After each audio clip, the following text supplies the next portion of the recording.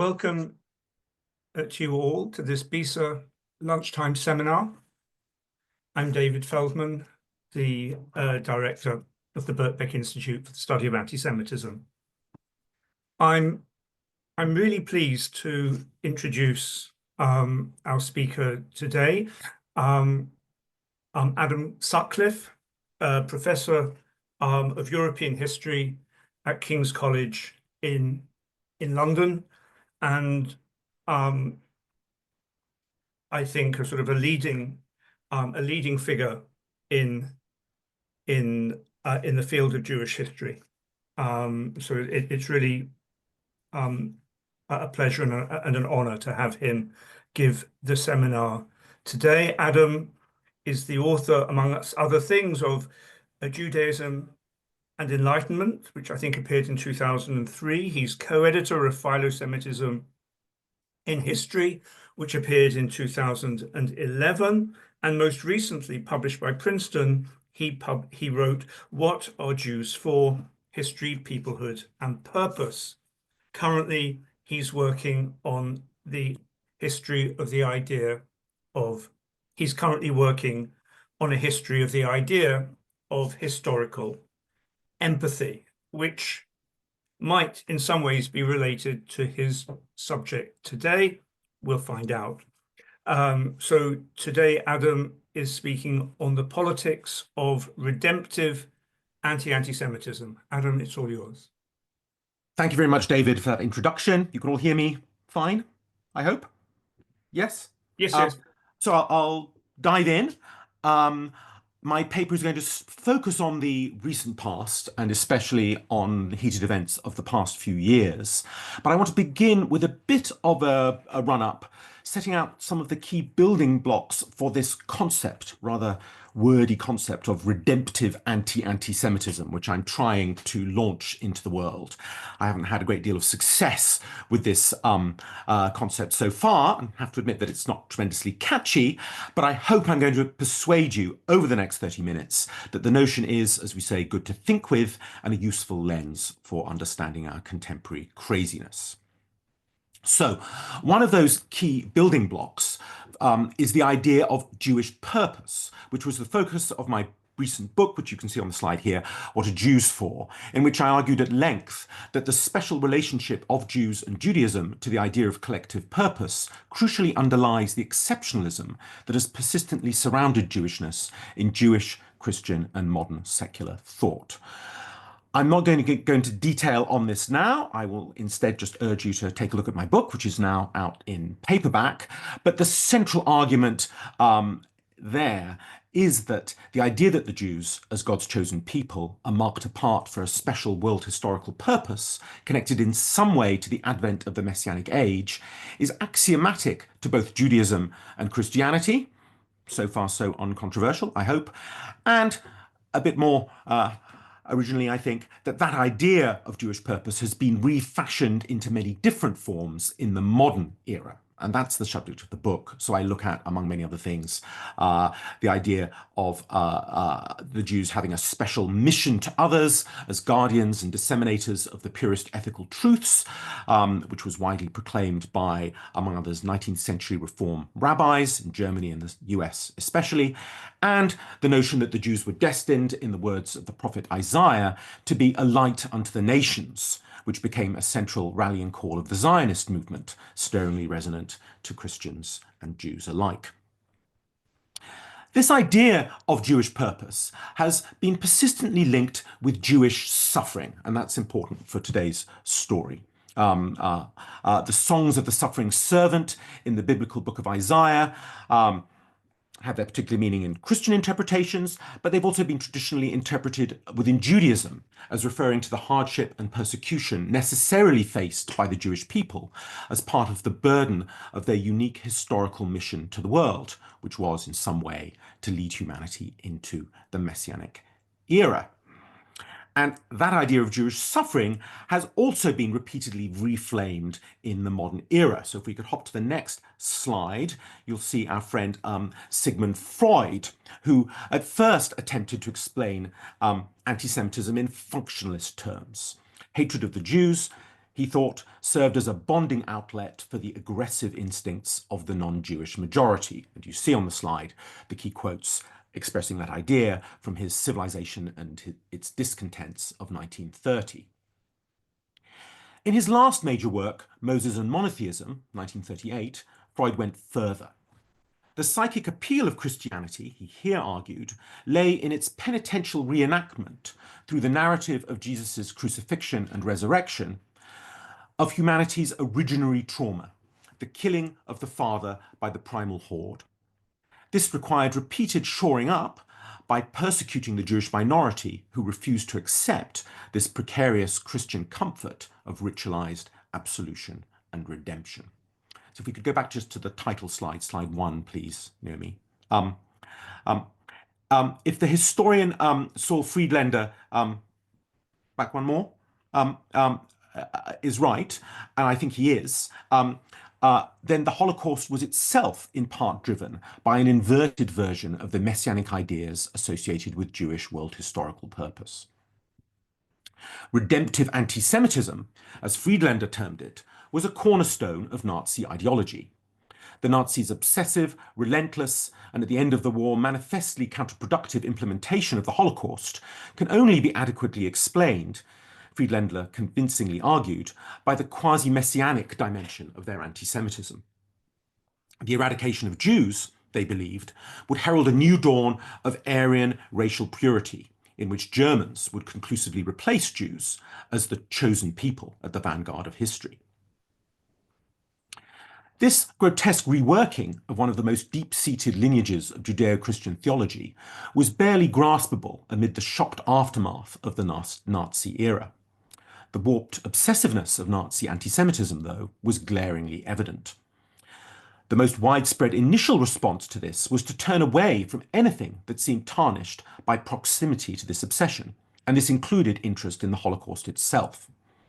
In the immediate post-war years, across the world, Jewish suffering, the idea of Jewish purpose, and the magnitude and mechanics of the Nazi slaughter were all largely shrouded in numbed silence. From the early 1960s, however, as I imagine is familiar to many people in this Zoom room, the Holocaust began to emerge as a focus of public attention and increasingly as a touchstone of historical meaning. Learning about the Holocaust, educators began to argue in the 1970s, was of unique moral value because confronting anti-Semitism in its most murderous form was a means of fortifying our oppression to all forms of hatred and prejudice. This perspective became mainstream in the 1990s, when there was great hunger after the sudden end of the Cold War for a new framework of historical meaning. The vacuum left by the collapse of animating political ideologies was filled in part by a surge of interest in emotions and a particular valorization of empathy with the suffering of others. That's the connection to my current main project. The distinctive public culture of the 1990s, of end-of-millennium optimism and emotionality, shaped the dramatic rise, in Holocaust education especially, of what I describe as redemptive anti-Semitism. Learning about the Holocaust, late 20th century educators increasingly believed, was of unique moral value because confronting anti-Semitism in its most murderous form would fortify students' opposition to all forms of hatred and prejudice. For Jews, diffusing the lessons of the Holocaust as historical educators, and for Holocaust survivors as unique historical witnesses, became a renewed form of mission to others.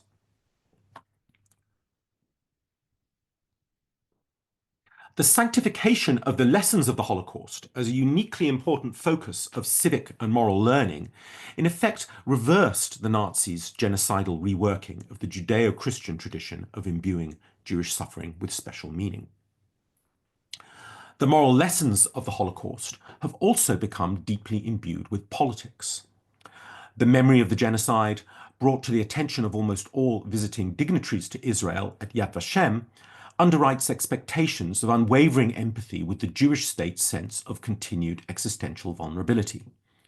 Jewish suffering has thus been restored since the 1990s to the center of a renewed account of Jewish world historical purpose. The protection of the Jewish state has become almost inextricably bound together with opposition to anti-Semitism. And these twin causes have together been imbued, in the light of the Holocaust, with a unique aura of moral indispensability and purpose. Since the start of the new millennium, though, the problems with the moralization of Holocaust memory and of anti-Semitism have become increasingly glaring. 9/11 brought the post-Cold War optimism of the 1990s to a juddering halt. Fear of Islam and Muslims surged across the West, and violence and death in Israel and Palestine became, in the eyes of many, the most vivid front line of the new so-called war on terror. So if now, Naomi, we could move to slide number 4. The sharing of suffering became, in this context, a terrain not of healing, but of bitter contestation. Whose suffering was more deserving of empathy, the Israelis or the Palestinians? In the split-screen mediascape of early 2002, images of suicide-bombed Israeli cafes and buses vied for international public sympathy against footage of the rubble of Jenin and other Palestinian settlements destroyed by the Israeli military. Since then, this dynamic has relentlessly intensified, reaching fever pitch since the 7th of October 2023. It's been widely reported that since October the 7th, many Jews have felt dismayed and angered by the lack of empathy, especially on the political left, with the suffering of the hundreds of civilian Israelis who were slaughtered on that day. It seems to me, though, that most of the people voicing this complaint have themselves focused overwhelmingly on solidarity with Israel and have expressed little or no meaningful empathy with Palestinian suffering. Emotional partisanship is not in itself surprising. What does demand explanation, though, especially as the devastation and death toll in Gaza is so vastly greater than in Israel, is why there has been such widespread support for the notion that insufficient empathy with Israeli suffering is heinous and likely to be anti-Semitic, while disregard for Palestinian suffering does not prompt anything like the same response. The underlying reason behind this, I would suggest, is the emotional power of redemptive anti-Semitism and its ascription of special meaning to Jewish victimhood. So if we could move to the next slide. The roots of this, I've just argued, reach much earlier than the Holocaust. But the invocation of that historical memory is very clearly playing an important role in the public debate on Israel-Palestine.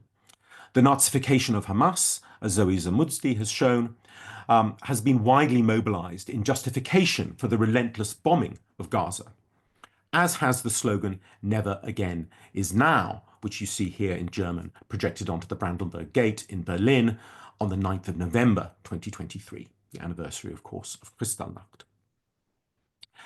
And this has been countered by another slogan, which you also see on the slide, "Never again for anyone." These opposing moralizations of the Holocaust reflect, I think, a wider and deeper dispute over, in essence, the idea of Jewish purpose. And this is a dispute that rages with such intensity at the moment among Jews that I think it's justifiable to see it as the nub of an intellectual civil war, in effect, in the contemporary Jewish world. The idea of Jewish purpose has traditionally been associated with the future good of all humanity. The 19th century rabbis I mentioned earlier, who wrote so ardently about the mission of Israel to the world, and the earlier Zionists who envisaged Israel as a light unto the nations, understood Jewish purpose in universalistic terms. For many people, Jewish and not, the future-oriented idealism expressed so powerfully in Isaiah and by other biblical prophets remains extremely compelling. The ascendancy of redemptive anti-Semitism, however, again for many people, both Jews and not, dramatically narrowed the horizon of Jewish purpose for those who subscribe to that idea, essentially down to the issue of Jewish security above all and possibly even alone. Dirk Moses, in his 2021 critique of what he calls the German Catechism on the lessons of the Holocaust, identified well before me the flipping of the redemptive anti-Semitism of the Nazi era into what he, Dirk Moses, describes as redemptive philo-Semitism. The rigidly enforced German theologico-political discourse of support for Israel is certainly on the whole philo-Semitic, but I would like to offer at least two reasons for also seeing it as a variant of the wider phenomenon of redemptive anti-Semitism. We need to recognize, first of all, that the association of Jews with messianic redemption did not by any means begin with the Nazis, and that this association is, in most of the forms it has taken across history, too complicated to be comprehended simply as either philo-Semitic or anti-Semitic. Secondly, Jews themselves, especially in places where they are thicker on the ground than in Germany, are today among the leading promoters of redemptive anti-Semitism. And it would seem rather odd if we were to speak only of redemptive philo-Semitism, thus to describe those Jews as philo-Semitic. We could perhaps try to go with the label self-loving Jews on the model of self-hating Jews, but that doesn't seem to work very well either. The rise of redemptive anti-Semitism since the 1990s has been driven by Jews, Christians, and secularists indeed, from both cultures and others, just as the theme of Jewish purpose has been a meeting point for thinkers from all those camps for at least the past 2 centuries. So if we could move to the next slide, I think it is also important when thinking about redemption in the context of redemptive anti-Semitism, to remember that this is an idea with psychic as well as theological appeal. And this came into focus for me as I was reading Ezra Uzirek's excellent recent book, Subcontractors of Guilt, which came out in 2023. Uzirek explores in that book how, in contemporary Germany, citizens with Arab or Muslim immigrant backgrounds, especially young men, are cast as the re-importers into the country of the anti-Semitism that ethnic Germans consider themselves to have successfully overcome.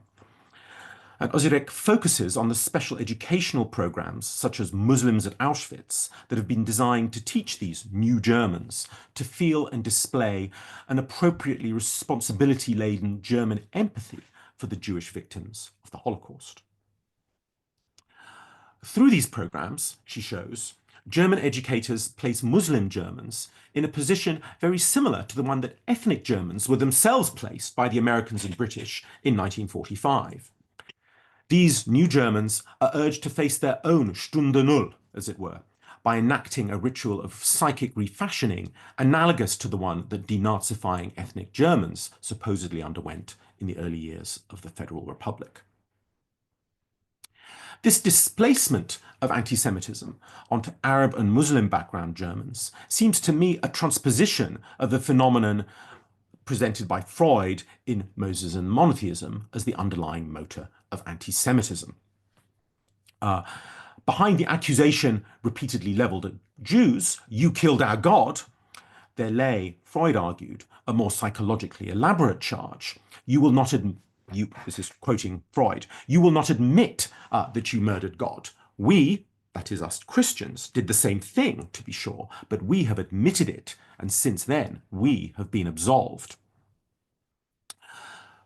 So, pushing this parallel, the primal killing at stake in Auschwitz is not of God, but of its secular surrogate in modern Germany, which is national and civilizational respectability, lost through the hatred and killing of Jews.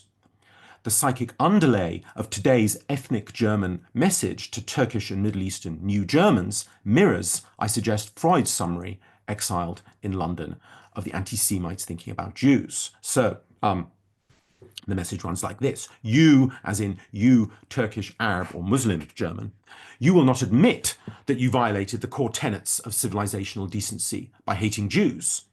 We, us ethnic Germans, we did the same thing, to be sure, but we have admitted it, and since then we have been absolved. It's not surprising that Özirek discovered that most young Muslim background Germans, when taking on educational visits to Auschwitz and other Holocaust-related sites, respond with what their educators regard as the, quote, wrong emotions. Rather than experiencing the approved German feelings of nationally inherited responsibility and guilt, they more typically feel intense empathetic identification with the Holocaust's Jewish victims. Due to their own experiences of racism in Germany, learning about the Holocaust prompts in them feelings of fear that this racism could once again be taken to such murderous extremes. Over the past year, ardent German, and more than a year and a half, ardent German anti-antisemitism has fueled these fears. The stigmatization of Palestine solidarity, especially from immigrant communities, as tendentially anti-Semitic, has destigmatized talk of expelling from Germany those deemed not to have properly integrated. And discussion within the AfD of mass deportations seems, on the evidence of the recent election, only to have strengthened the party's popularity. Next slide, please. So, in America and Europe, meanwhile, anti-antisemitism has positioned itself against, rather than alongside, the struggles against other forms of racism and hatred.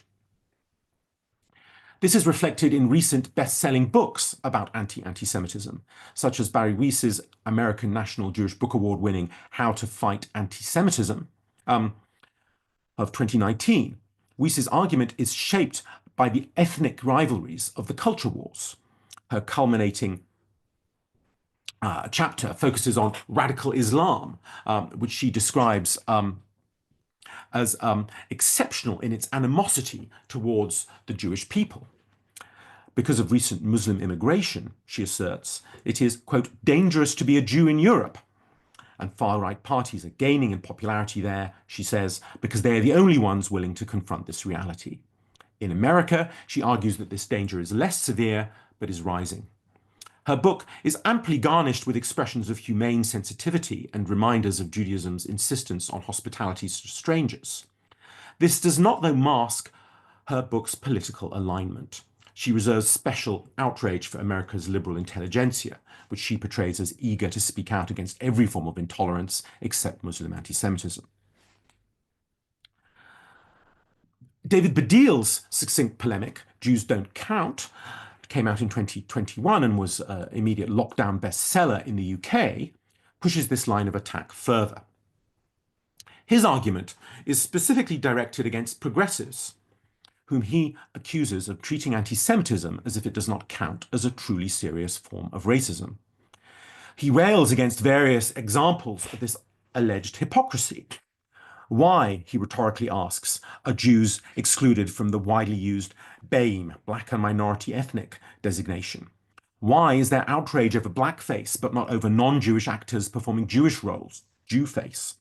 What we need, he argues, is, quote, a level playing field around racism on which Jews feel able to make the same sort of fuss as other minorities. Baddiel briefly considers the obvious response to his argument that anti-Semitism might raise less concern than other forms of racism because British Jews are not structurally disadvantaged or underrepresented due to prejudice against them, whereas minorities considered as BAME often are. He dismisses this, though, as itself an anti-Semitic line of thought. Progressives do not place Jews in the, quote, sacred circle of the oppressed because of the, quote, racist mythology that regards them as moneyed and controlling oppressors. Baddiel rejects the left's hierarchy of racisms and in its place seems to advocate for a regime in which there are no criteria for comparatively evaluating grievances and all are welcome to shout as loud as they can about their own. In a restaurant review of the Ivy Cafe in St. John's Wood, a Jewish food critic muses over whether he should object when a non-Jew calls it the Oy Vey Cafe. Baddiel tweets in response, and recounts this in the book, he tweets in response that he should, quote, with apologies for unparliamentary language, quote, name and shame the racist fuckwit. The contrast between this perhaps mildly off-color joke, which is in common circulation among the restaurant's Jewish clientele, I happen to know, and say murderous police violence towards African Americans, and we should remember that the police killing of George Floyd in Minneapolis took place about 9 months before the publication of Jews Don't Count, is for Baddiel irrelevant. Jews, like this restaurant critic, Giles Corran, he asserts, must, quote, stop thinking offense against us doesn't matter like it does to other minorities. Badil claims that he is arguing against the competitiveness and hierarchy of identity politics. In fact, though, he is competing very hard on precisely this terrain. Between the lines of his ostensible argument against the illegitimate deprioritization of Jewish victimhood, he puts forward a largely undeclared case for exceptional priority being accorded to offence against Jews. The injury felt by Jews when they encounter anti-Semitism, Badil makes clear, is rooted in the cultural memory of the Holocaust. And the implicit logic of his argument rests on his expectation of recognition and emotional fellow feeling for this special emotional sensitivity. Jews, Badil stresses, do not always feel white, or, in other words, secure, due to their inherited memories of extermination and exile.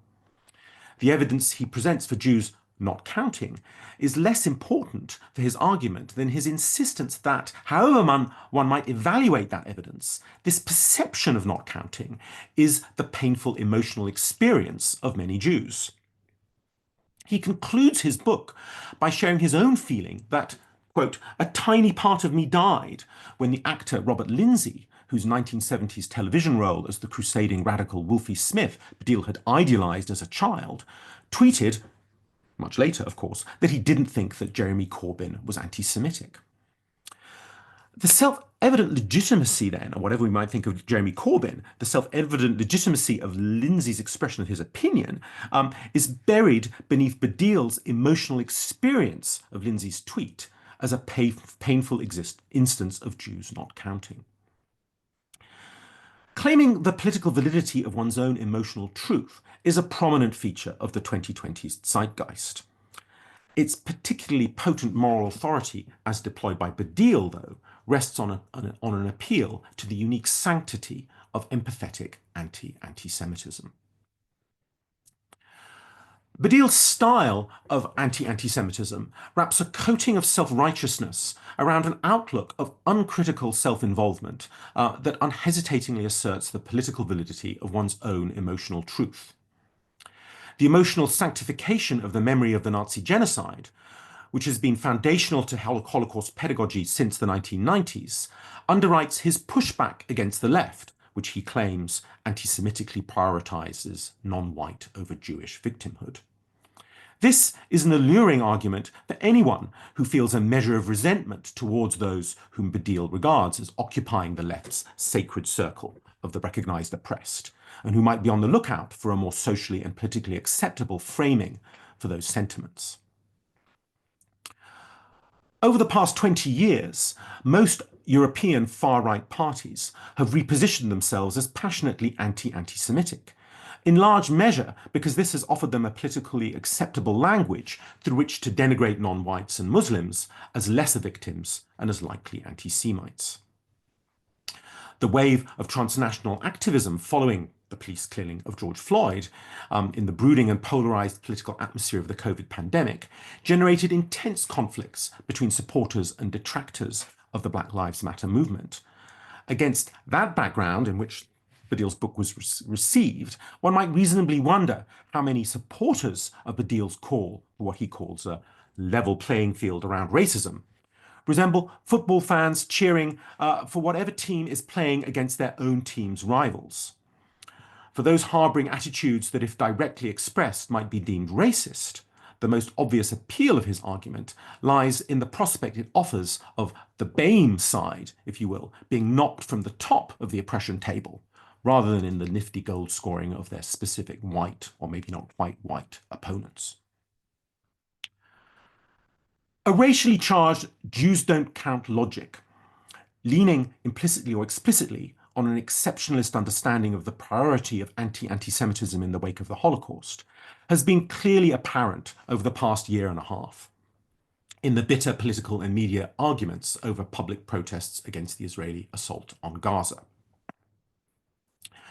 According to the political scientist Yascha Mounk, the, quote, identity trap of contemporary campus politics has led left-wing activists to view Israel anti-Semitically as a white colonialist oppressor state, while reserving their solidarity for those intersectional causes that they align with anti-racism and anti-imperialism. For Dara Horn, writing in the wake of the ousting of the presidents of Harvard and Penn of their handling of those issues, and broadly echoing the views of some of the private donors who played a prominent role in the unfolding of events at those institutions, the preoccupation of university leaders with DEI, diversity, equity and inclusion initiatives, is closely linked to their indifference to the rampant left-liberal anti-Semitism that she perceives on elite American campuses. Without the invocation of the Holocaust hovering quietly or not so quietly in the background, I don't think those arguments would have won such broad acceptance. And of course, they have led us to where we are today with what the Trump administration is trying to do to Columbia University, and who knows where this is all heading next. So 2 more minutes more, if you can bear with me, and if we could jump to the last slide, which is what I'd like to end on to draw together some of these threads. I'd like to conclude by saying a few words about this placard, which I've seen displayed more than once by pro-Israel counter-demonstrators, which are a regular side feature of the very large pro-Palestinian demonstrations that have been taking place in London every few weeks for the past 17 months. Its 9 words, which you can read for yourselves, are perhaps the most brazen and succinct statement I've come across of the ugliness of contemporary redemptive anti-Semitism. So the supposed gaslighters here, presumably, are the pro-Palestinian demonstrators in front of whom this placard is blandished, whose crime is, presumably, to make supporters of Israel feel that their country, or the country with which they identify, is an oppressor of Palestinians, rather than an innocent victim of Hamas violence. Through its parallelism between gas chambers and gas lighting, the placard suggests there is some comparability between those two things. This, I think, is jaw-dropping, but it's only a more open declaration of the associations hinted at by the "Never Again is Now" slogan and by writers in the vein of Badil and Monk, and there are many in the mainstream media. These pro-Israel counter-demonstrations now feature as many Union Jacks as Star of David flags and seem to attract a significant contingent of far-right British ultra-nationalists. In these neo-nationalist Trumpian times, the wider appeal of redemption through the unashamed assertion of self-interest and leverage of grievance is apparent all around us. Israel no longer wishes to be a light unto the nations. It has become instead a light unto the nationalists. The emotional and intellectual stakes on the struggle in Palestine and Israel, and on the conflicts this has generated on campuses and in public debate in Europe, North America, and beyond, are so high, I would contend, beyond, of course, the people who are being killed in huge numbers as we speak. The stakes are so high because they pit political worldviews and beliefs based on a vision of universal justice against an opposing politics of self-interest and strength, which is successfully refashioning some of the most venerable theological and sentimental traditions of the West to align with its outlook. The end.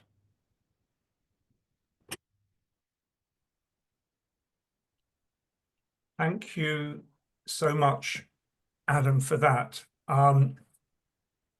You started by saying how redemptive anti-Semitism was a sort of rather clunky slogan to go into battle with, but you certainly sort of counteracted that with a stimulating and sparkling 35 minutes of discussion. So thank you. I suppose one question that comes to mind is the clear implication of your talk is your discontent with what is with the current state of discussion of anti-Semitism, and so it becomes a question of how do we get out of this place, and that turns to an extent perhaps on what it is that you're doing in the paper. And it seems to me that the paper combines elements of critique and of a causal account of how we got here now. And so if if it's if it's a causal account, and that the sort of redemptive power of valence of Jewish suffering is so strong within the culture, it, and so that the causal element in your paper is uppermost, it becomes very hard to think of a way out of here. If, on the other hand, it's primarily critique rather than causality, and that, in a sense, there's a missing there's a missing element, which is about the politics of particular moments, which you refer to throughout the paper, which is, as it were, making the weather, um, and providing the circumstances in which, at times, people have recourse to this way of thinking about anti-Semitism. In other words, if it's politics rather than ideas which are uppermost in the causality, it's possible to think of a way out or to contemplate a way out. But if not, it's rather difficult. Should I Please. Yes. Well, thank you, David. You put your nub on maybe the most important thing to say in response to this. And I think my answer in a nutshell is that it's both critique and causality, and they're both important. And there's no, the conclusion from that is there's no easy way out, but there is a way to start to try to fight our way out. I think we need to understand, and this is where I started in my thinking along this road, why these ideas take such a grip. Why many people seem to care so much more about Jewish suffering, about Israeli suffering, and be indifferent to Palestinian suffering. And I know many people who are on other issues broadly in harmony with me, sane and sensible, but they don't see things the way I do on this. So I'm trying to understand the deep roots of this to make sense of how we can be in this predicament, and to face up to the fact that there's no wand one can wave, there's no simple act of persuasion that can move people out of those entrenched positions, because they are very deeply baked into people's worldview for many reasons. It's especially if they have a certain kind of Jewish take on these questions, especially also if they have a certain kind of Christian take on these questions, or a certain kind of German take, but even outside of any of those categories, because the idea of Jewish purpose is so deeply rooted and so multiply secularized. The exceptionalism around Jews and Jewish suffering is built into people's thinking without them realizing it, even if they aren't in any of those obvious categories to privilege it. But I think, at least I hope, that understanding these deep roots and critiquing the deep roots, not just the kind of epiphenomena, essentially, of how out of whack with reason and sanity and humanity so many people's response to what's happening now is. By understanding those roots, we can then help more people, or help to shift discourse to think along a different sort of track. Which isn't to say that I don't think one could normalize. I don't think there's any way of normalizing the place of Jews in Western thought, or stepping out of this exceptionalist mode of thinking altogether. It's part of our cultural legacy, but we can make sure that it doesn't get transferred into the kind of heinous political abuses that it is at the moment. Thank you, Adam. We have 4 people with their virtual hands up, 5 now. So let's take 2 first of all. The 2 first, Brian Chayette and Ellen Pillsworth, and then we'll come back for the rest. Brian.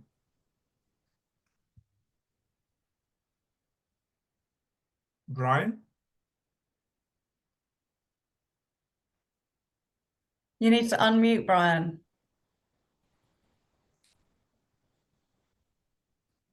Ellen, would you like to go first? And then Okay, we'll... sure. Yeah, thanks. I found this fantastic. Thank you so much, Adam. This is a bit personal, but I feel that one of the problems that the problem you've described is also for me a problem where I feel a choice between this what you've said is the redemption via assertion of self-interest. So this Trumpism, basically, on the one hand, or hypocrisy on the other. And I sort of feel like the aspiration to redemption is impossible. Like I don't see that there's any side I can take that offers redemption, And I feel like partly maybe this is a problem. Maybe this problem is itself a luxury problem because of I mean, I was born in 1989, so I'm, your case study. And I feel like maybe I have an assumption that everything can be optimized and there's a kind of optimal route. And this is a luxury attitude in the West. And this is something that can't be optimized. There is no optimal solution. But then, so the kind of reaction against that is, well, I'll just go with self-interest then, because that is something that really I can measure and is clearly relevant to me. Sorry, this is really rambly, but I think about this all the time. The other question is, so I guess in a nutshell, please. Sorry, okay. Yeah, I'll stop there then. Thank you. Brendan, do you want to have a go now before Adam comes back and you can answer two at once? Yeah, sure. Thanks ever so much, Adam, for a terrific talk. I just want to pick up on something David said in his initial responses, which is about the question of causality. How do we get here? And at the center of your talk really is the question of Holocaust memory and the making of Holocaust memory. And this is obviously a historical question now by this point. And you traced this beginning in the late 60s, but really taking off at the close of the 20th century. And you described this as a confrontation with anti-Semitism that would fortify, student and wider societal opposition to not just anti-Semitism, but all forms of racism. And I just wanted to pose a question about that. Other scholars, such as the sociologist Barner Hess, I'm not sure if you've read his essay on this from the early 2000s, actually, argued that Holocaust memory did precisely the opposite of that. He argues that the emphasis on the Holocaust as the kind of paradigmatic experience of racism was actually a way of foreclosing a confrontation with racism, in particular in its colonial form, as a way of bracketing off the kind of extremism of fascist racism, which liberal projects of tolerance could assimilate into a kind of state, quote unquote, anti-racism, meanwhile foreclosing the actuality of Western liberal states' complicity in colonial racisms. And in a different voice, David Feldman has made a kind of similar argument about the ways in which anti-Semitism were bracketed off from other forms of anti-racism at the close of the 20th century. So I just want to push you to kind of, from a historical point of view, say a bit more about the extent to which this anti-Semitism organized around Holocaust memory really was an attempt to get to grips with all forms of racism, because I think the answer to that question has implications for your the causality of how we got here and has implications for your overall argument. Thank you. That was excellent. Thank you, Brendan. Adam, why don't you answer those two extremely meaty questions? I mean, you could talk about them for an hour, but there are people queuing up. So I will be as brief as I can without being coherent. Yes, and I'll start just for continuity with Brendan and then work back to Ellen. I think you brought up, complexities in this story that are absolutely correct. That the history of Holocaust memory and Holocaust pedagogy is complicated and multifaceted.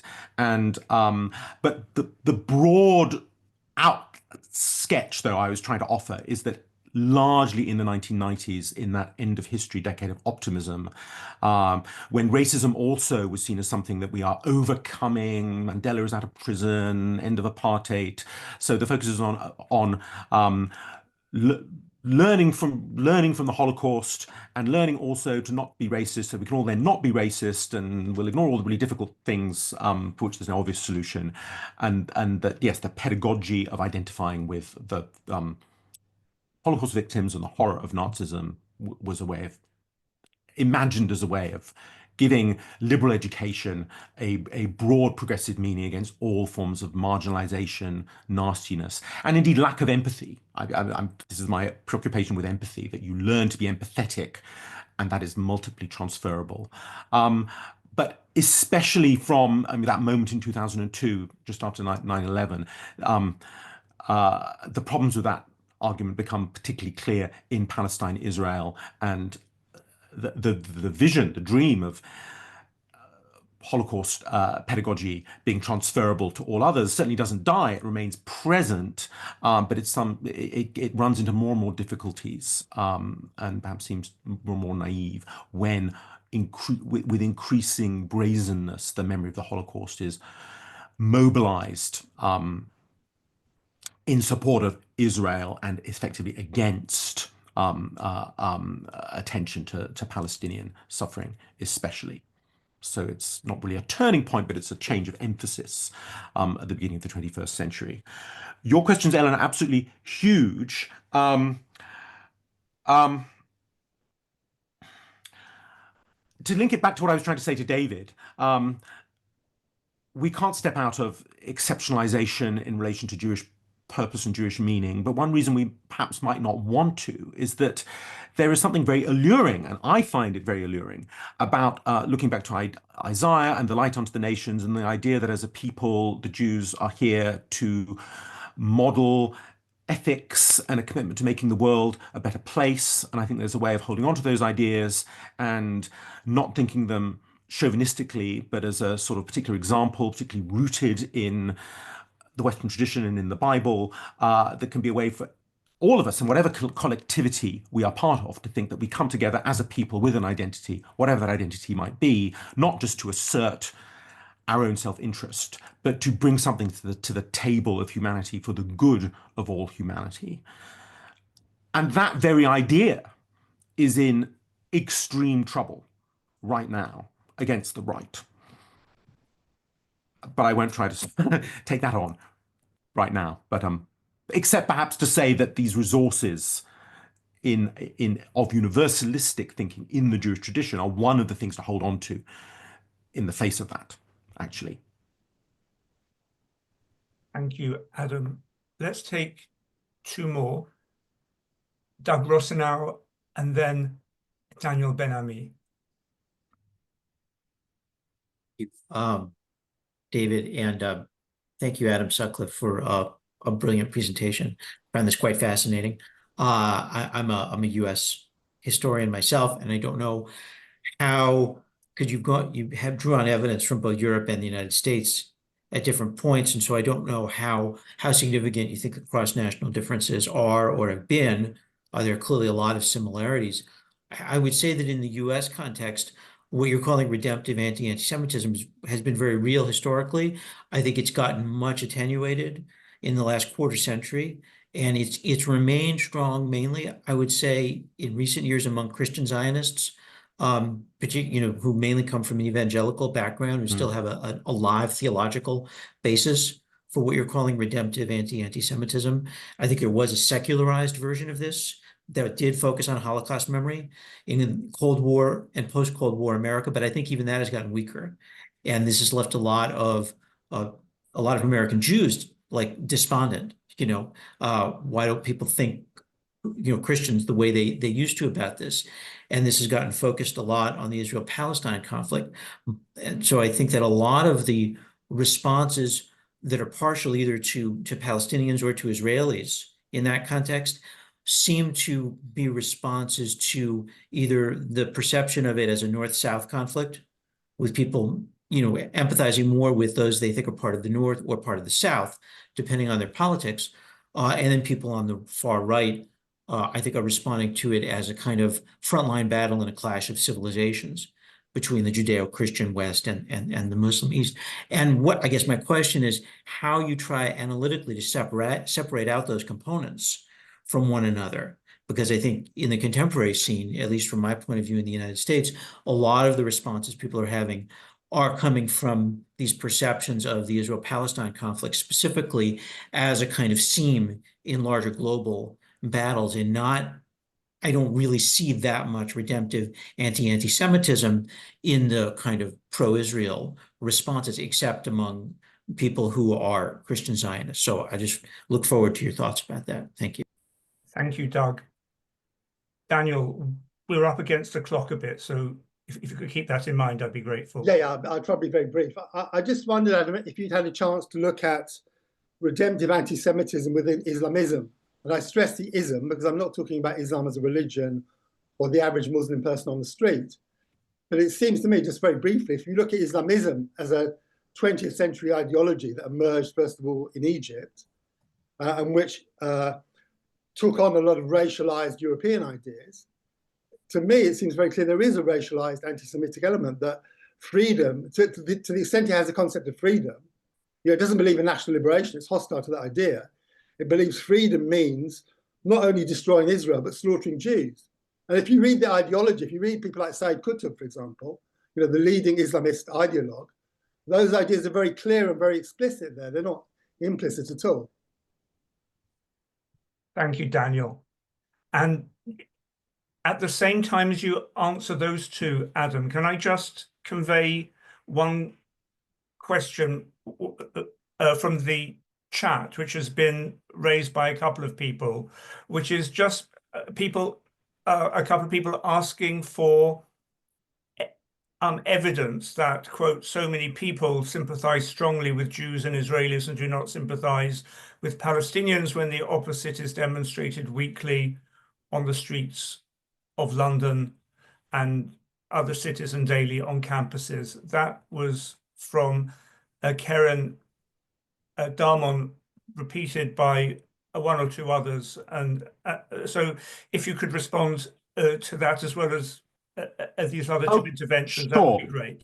Why don't I take that first, Okay. in fact, because of course the demonstrations in London have been very, very big, but there's still a very small minority of the population of the country. So I'm really thinking of the media coverage, mainstream media coverage, BBC, national press, where Israeli hostages are individualized, their personal narratives are covered, their releases and their relatives are all taken one by one, whereas the 400 people, is it now, who were killed last night by the IDF, none of them will be named, probably, or if they'll be named, it'll be, well, Hamas bigwigs with the assumption, well, they had it coming with no thought about the children, the family. So I think the attention per person's suffering in the media is much, much greater, clearly, in the public discourse of the UK and the US and elsewhere than it is for Palestinian suffering. That's what I mean. In terms of the point about Islamism, I'm not trying to discuss everything. I'm discussing a particular tradition here of Jewish exceptionalism and interest in Jewish purpose, which is really a Judeo-Christian Western tradition, which I don't think is applicable in the Islamic world very much, where I don't think interest in Jews is so kind of deeply rooted in quite the same way. There are influences of these ideas as they go global, but I think it's not really part of the story I'm trying to cover. The United States, again, huge amount one might say, and I guess the main difference is, as you were saying, Doug, that the Christian Zionism is so much more of a powerful presence in the United States, that the modernizations of these ideas are less relevant. But I would say that's also a form of redemptive anti-Semitism, in the sense that still, fighting against anti-Semitism is seen by Christian Zionists as fighting the good fight on the part of Jews, especially Israelis and Zionist Jews, who are seen as victims of hate and the redemption they imagine is in a bloody end of times, messianic way, with apocalyptic violence, which many of them, I think, see as part of what is now unfolding right now. So it's redemptive, but in a violent way.